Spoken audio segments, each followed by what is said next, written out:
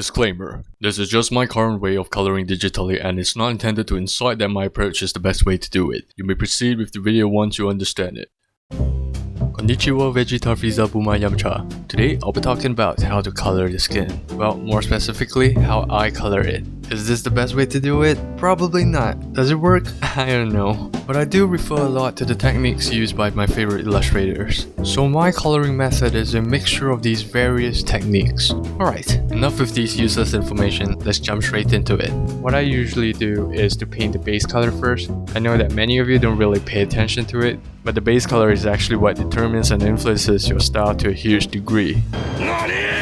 I know some of you might not believe it, but it's facts. Just like your finger size determines your PP size.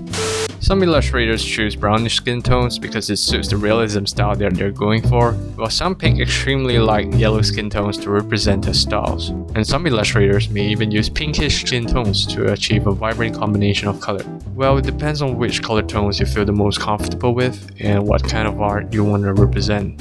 The next thing you want to do is to blend the color of the bangs and the skin together so that they look more natural.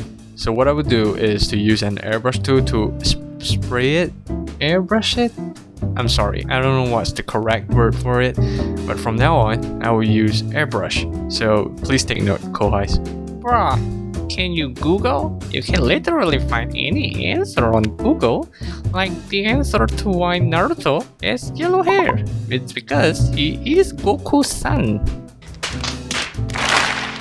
Then, choose a darker, less saturated skin color and paint the shadow of bangs and double eyelids that fall on the skin. The next thing I'm going to do is optional, but I love this technique, which means you have to love it as well. So this is how my favorite technique works. You start by choosing a grayish color and paint this color between the bangs and shade. This helps to enrich the overall illustration. Then, choose a just slightly, darker color to airbrush the cheek and the nose to portray the soft shadow effect. The rest is simple. Choose a darker color and use a brush tool to paint the shadow of different objects, such as ears, clothes, etc. We call this kind of shadow hard shadow. Well, the whole concept of how is this a soft shadow or a hard shadow is too much of a pain to explain, so let's skip to Wait. What's soft? What hard? Simply speaking, any shadow that is caused by an object is mostly a hard shadow. And the stronger the light source is, the harder it is. Hard? Which part? You're making my life harder. Don't try to improve. While on the other hand, soft shadow is usually between two adjacent faces with small angle changes. The most common example I can think of is the shadow caused by your own muscle. Wakarimashita ka? Mendosai. It will be much easier for me to explain by showing you an example. Here you go. For this example, we'll be assuming the sunlight, the light source, is from this direction. So let's start from the top, which is the bangs. When light shines on the bangs, it creates a shadow. And this shadow is a hard shadow.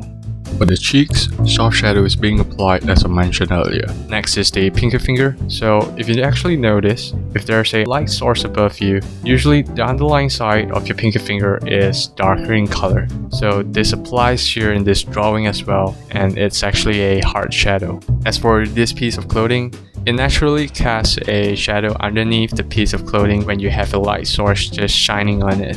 And the same thing applies to the skirt right here. These two shadows would be what I call as the hard shadow. So there's a vertical line near the stomach. It's located right there. I'm not sure if you can see it. But this line is actually a soft shadow because it helps to portray the curvature of the stomach. Alright, now we head to the legs.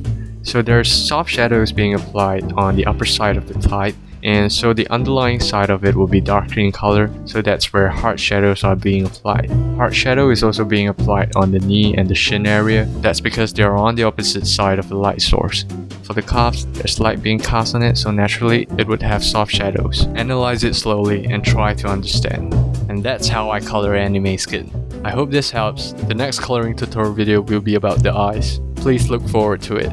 Please comment down below what else coloring tutorial you want me to cover, and I shall make one. Well, maybe. That's all from me for today's video. Please drop a like, subscribe to my channel, and follow me on Twitter.